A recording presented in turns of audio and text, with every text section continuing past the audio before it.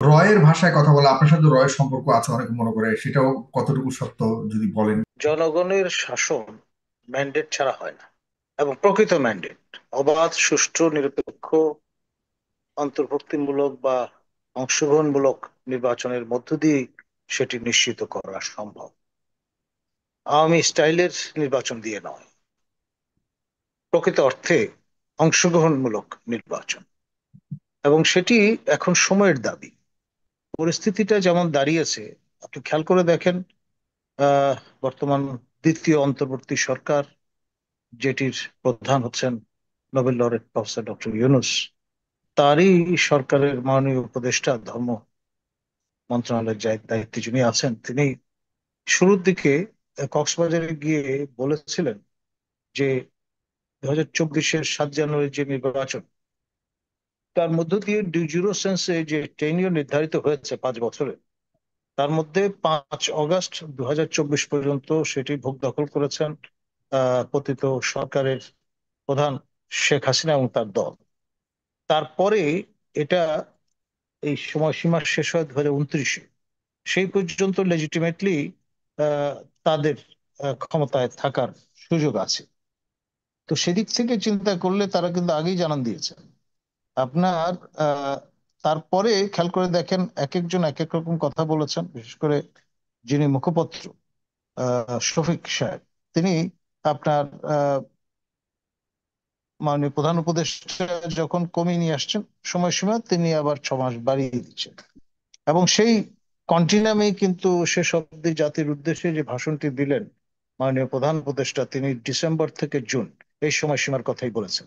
এখন আহ যেই দলটি আহ আপনার নবগঠিত, যার প্রতিনিধিত্ব করছেন আমাদের গাজী সালাউদ্দিন তানভীর, আজকে আমাদের এই অনুষ্ঠানের সহ আলোচক হিসেবে, আহ, তিনি মাঝে মধ্যে তার স্বভাবসুলভ বিনয় অবনত চিত্তে তার মতো করে ফিডব্যাক বা রেসপন্ড করছেন, ফিডব্যাক দিচ্ছেন।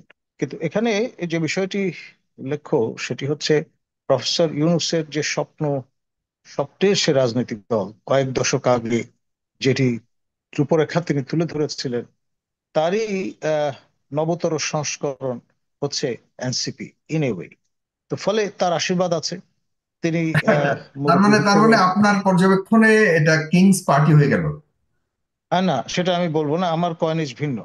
ডক্টর ফেরদৌস এই আহমেদ তো আপনি কুরেশি সরাসরি বললেন, প্রয়াত, ডক্টর মোহাম্মদ ইউনূসের ওয়ান আশীর্বাদেই ওয়ান ইলেভেন এই নাগরিক ওয়ান শক্তির ইলেভেন জায়গাটা এখন এনসিপি হয়েছে। তার মানে জনগণের ভাবনা ওয়ান সঠিক। ইলেভেন সরকারের সময় যেটি গঠিত হয়েছিল বা গঠনের চেষ্টা চলেছিল বনানীতে অফিস ভাড়া করে, আমাদের সেটি, নাগরিক শক্তি, সেই হ্যাঁ। দলের অন্যতম কাণ্ডারি ছিলেন আপনার গোলাম সারোয়ার মিলন, আবুল হাসান চৌধুরী, আওয়ামী লীগ সরকারের সাবেক পররাষ্ট্র প্রতিমন্ত্রী।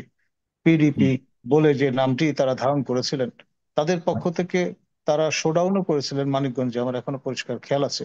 সেই দলটির নাম দেয়া হয়েছিল কিংস পার্টি।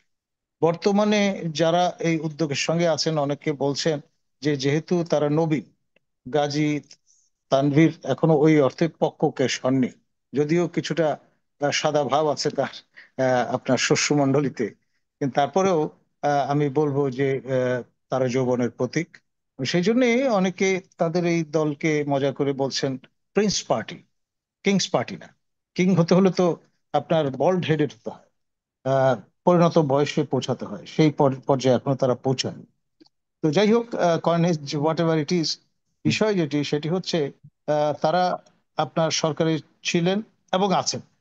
তাদের তাদের চাওয়া এই দুজন যে 5 বছর আরো প্রতিনিধি। থাকুক, তাদের চাওয়া ডক্টর মোহাম্মদ ইউনূসের প্রতি, এবং তাদের অবস্থান, এর উদ্দেশ্য, এই সবকিছু মিলে আপনি কি আসলে মনে করেন কিনা যে ডক্টর মোহাম্মদ ইউনূস ক্ষমতায় থাকবারই একটা অন্যরকম পরিকল্পনায় করে রেখেছে, বা এই যারা এনসিপি রয়েছে তারাও এটাকে এভাবে একটা সহযোগিতা করে সামনে এসে ক্ষমতাকে দীর্ঘায়িত করবার একটা প্রচেষ্টা বা দেখুন, অপচেষ্টা যে চায়? প্রিটেক্সট বা জাস্টিফিকেশন গুলো তাদের পক্ষ থেকে হাজির করা হচ্ছে, প্রথমত আপনার সংস্কার, দ্বিতীয়ত স্থানীয় সরকারের বিভিন্ন টিয়ারের পরিষদগুলো যে নির্বাচন সেইটি, তৃতীয়ত বিচার, এবং সেই সঙ্গে আপনার মৃত্যুদণ্ড নিশ্চিত করা। এবং সেটি করতে হলে পুরো এই বিচার প্রক্রিয়াটি এক্সস্টেড হতে হবে। এখানে আমাদের ব্যারিস্টার মহোদয় আছেন, তিনি definitely will bear me out, যে আপনি জর্জ কোর্টের আপনার রায় দিয়ে কিন্তু শেষ হবে না। আপনার তখন হাইকোর্ট আসবে, সুপ্রিম কোর্ট আসবে, অ্যাপিলেট ডিভিশন আসবে, রিভিউ প্রসেস আসবে। পুরো প্রক্রিয়াটি যতক্ষণ এক্সস্টেড না হচ্ছে ততক্ষণ পর্যন্ত কিন্তু আপনি যদি রায় ফাঁসির মতো ডেথ পেনাল্টি হয়, সেটা কিন্তু কার্যকর করতে পারবেন। তার মানে ইটস লং রান প্রসেস। সেই অর্থে চিন্তা করলে নির্বাচনটা এই ফ্রেমওয়ার্কে যদি ফেলে দেখেন, তাহলে যে একটা ইংরেজি এক্সপ্রেশন আছে, সেটা বলা হয় চেজিং দ্য চিমেরা, অর্থাৎ মরিচেকার পিছনে ছোটার সামিল। এটি ওই যে বিভ্রমের মতো, এটা যত কাছে যাবেন তত দূরে চলে যাবে, সেরকম একটি অবস্থায় পর্যবসিত হতে পারে। এবং তা হলে কিন্তু এখানে আপনার একটা সন্দেহ রয়েছে যেটা বললেন যারা ব্যারিস্টার এম সরোয়ার হোসেন, যে মানুষ মনে করে বিএনপি ভারতের সুরে কথা বলছে, এবং অন্যান্যরাও ওরা একই সূত্রে তারা দেখা যাচ্ছে যে কথাবার্তা এবং তাদের ভূমিকাটা রয়েছে, যে কারণে মানুষের সন্দেহ যে আদতে তারা ক্ষমতায় গেলে কিনা বিচারগুলো করবে কিনা।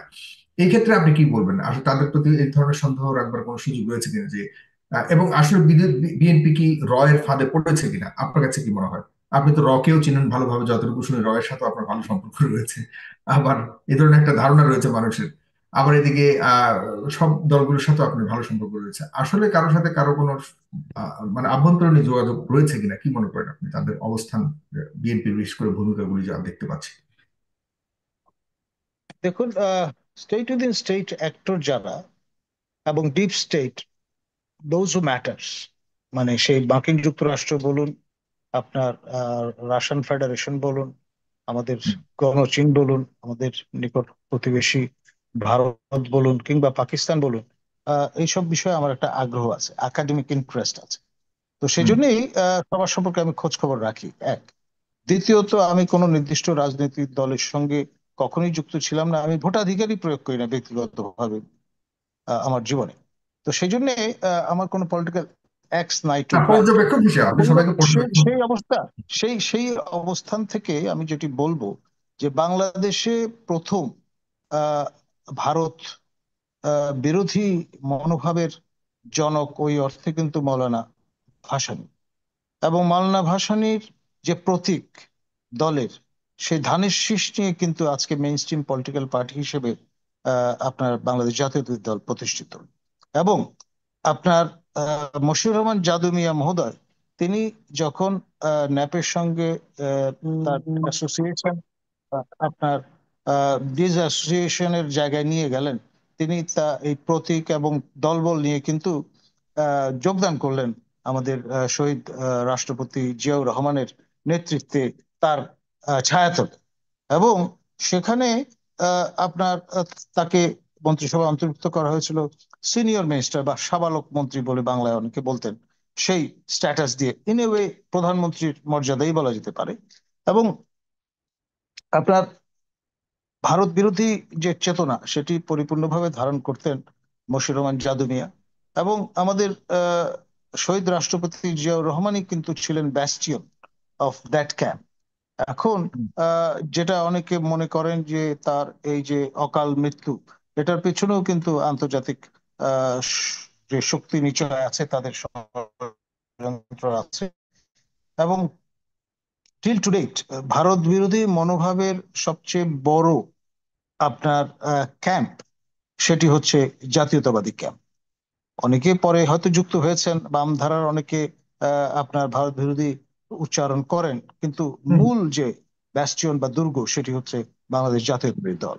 আপনার যে যাই বলুন না কেন, আপনার কেউ কেউ হয়তো সালাউদ্দিন সাহেব যেহেতু বিভ্রমের মধ্যে ছিলেন, ভারতে নিজেকে আবিষ্কার করলেন, তাকে কায়দা করে সেখানে নিয়ে যাওয়া হয়েছিল, সেই ইঙ্গিত অনেকে করেন, কিন্তু সেটি একজন ব্যক্তি সালাউদ্দিনের কারণে পুরো আপনার এই জাতীয়তাবাদী ক্যাম্পে যারা বিলং করেন, তাদেরকে আপনি ব্র্যাকেটেড করতে পারেন না। আমাদের হাবিবুর রহমান ভাই আমাদের সঙ্গে দীর্ঘদিন ধরে এই কণ্ঠযোদ্ধা, সহযোদ্ধা হিসেবে আমরা তাকে পেয়েছি হাসিনা বিরোধী এই যে আমাদের প্যাডাগগিক যে প্ল্যাটফর্ম, সেখানটায় তিনি বরাবর সোচ্চার ছিলেন। তিনি ব্যক্তিগতভাবে বা আমাদের অ্যাডভোকেট ফজলুর রহমান সাহেব, কিংবা আপনার আমাদের কুমিল্লার সেই বর্ষিয়ান নেতা, তারা যদি চাইতেন তারা কিন্তু কন্টিনিউ করতে পারতেন। তারা বিবেকের তাড়নায় মনে করেছেন যে আওয়ামী লীগ তার যে অ্যাপিল সেটা হারিয়েছে, এবং সেই জন্যই তারা কিন্তু জাতীয়তাবাদী ক্যাম্পে এসছেন এবং ভারত বিরোধী চেতনা থেকেই এসছেন। তো সেই জন্য হুম। আমি ব্যক্তিগতভাবে মনে করি এভাবে ব্র্যাকেটেড করা, ব্র্যান্ডিং করার যে চেষ্টাটা, সেটি সঠিক নয়। ধন্যবাদ। জি, কিন্তু ওই যে রয়ের ভাষায় কথা বলা, আপনার সাথে রয়ের সম্পর্ক আছে অনেকে মনে করে, সেটাও কতটুকু সত্য যদি বলেন। দেখুন, ওদের এটার কোনো ভাষাটাও তো। বাস্তব ভিত্তি নেই। আমার একাডেমিক ইন্টারেস্ট আছে। আমি যেমন বলুন, আইএসআই বলুন, কিংবা এমএসএস বলুন, কিংবা কেজিবি বলুন, বা যেটা হুম। অধুনা আহ, প্রভাব খর্ব হয়ে গেছে সিআইএ বলুন, বা মোসাদ বলুন, এইসব বিষয়গুলো নিয়ে আমি গবেষণা করি। এখন সেটার আচ্ছা, মানে সঙ্গে সরাসরি এজেন্ট হিসেবে আপনার আপনি নিয়োজিত নন। প্রশ্নই আসে না, সেটার কোনো সুযোগই নাই।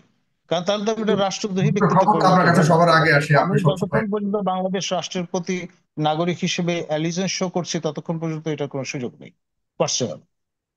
আর বিএনপিরও সেই সংযোগ নেই, আপনি সেটা না, যতটুকু আপনার। ডেফিনেটলি আমি দৃঢ় কণ্ঠে সেটি বলতে চাই। জি, আপনাকে ধন্যবাদ।